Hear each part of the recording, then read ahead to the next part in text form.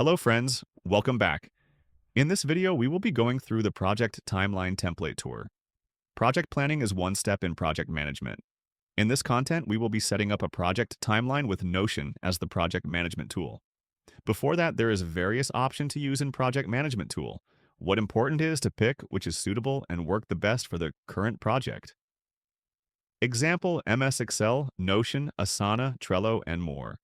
But today we will be creating one using Notion Timeline feature. Let's go to the template, which are available for free on my website. Once you duplicate the template in your workspace, go to the Table View tab. Before that, you might already break down the initial task into smaller and manageable tasks by creating a Work Breakdown Structure or WBS. It's time to visualize the task in Gantt chart or timeline view. So I will be doing a new project soon, which is a digital sticker project that will be 8 weeks project. Let's use this and create the project timeline. Now, let's create a new task by clicking the new page below. It's a good practice to divide each task into phases. Let's first add phase 1, and in this phase label as project initiation or overview. Then add timeline to complete this phase. So I will start the project task for phase 1 from 3rd to 9th February, 1 week. Then you can add the person in charge, but this person must have a Notion account to invite them. This might be useful if you are working in a team so you can assign each person. You can skip it if a personal project, or maybe not necessary for the project. Just to show you can invite member or guest, it's better to select guest and you can edit the access. Once done, just invite and the assigned person able to view in their Notion workspace. Now let's add a member, this a select property. You can type the member name that involved in the assigned task. As example, I will add my name as I am part of the task assigned.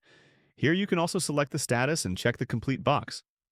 Now, if you click on the task added, there is toggle here. You can add a subtask related to the phase. Let's add 2 tasks and set the timeline and filled rest of the property. Okay, now we already add 1 phase and task under it. Now let's add more task. Once you done outline the task in the table, it will look like this. Now switch the timeline view. In the timeline view, you can now see the structure outline. You can view by week, month, year, and more if you click next to the open in calendar. Here we will view in year view. As you can see, you can toggle on and off on each phase to see each task under it. In the timeline view, there is clear dependencies being shown related to each task. You can also check once tasks get completed. This can help you and member team keep track of progress on the project. Now you can share the timeline, but click the share above. Note, share with member if your work is a team space, but you can also publish and share the link.